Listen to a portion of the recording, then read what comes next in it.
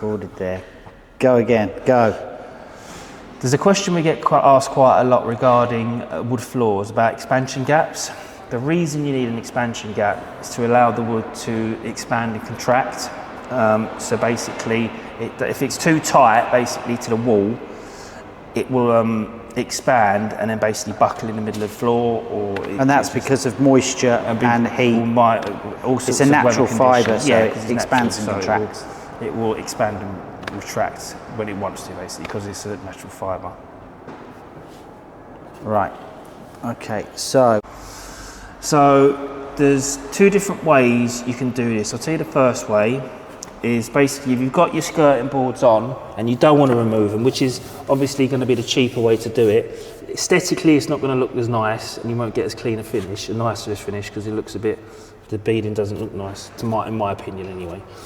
So what we'll do is you've got your skirting on, you'll leave an expansion gap again, and then how big's the expansion gap normally? 5 to 10 mil. And then what you'll do is you'll get a bead like that, and that will go right around the room. And is that glued or is that so pinned? You can glue it with a glue and activator, or you can pin it with a pin gun. Right, so that's your cheaper option. So that's the cheaper your option. Second option. To do this without your skirting on. So basically, this is going to be the more expensive way. So if you're doing a refurbishment or something like that, get your builder to remove it. If not, we can actually remove it for you. We can't guarantee we're not going to damage the walls, and you've probably got 90% times we are going to damage some way, shape or form, which means you're going to have to redecorate. So what you do is, once your skirtings are off, then you'll get your wood, leave your 5 to 10 mil gap.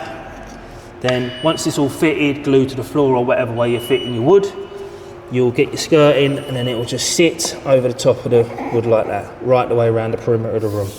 And that leaves a much nicer finish, doesn't it? And another thing, these come primed as well. You can get a primed finish in MDF, or you can get your decorator to prime them and paint them beforehand, and then get probably the best way, isn't it? Probably the best way to do it.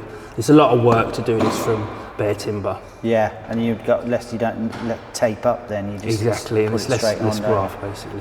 All right, that's pretty easy.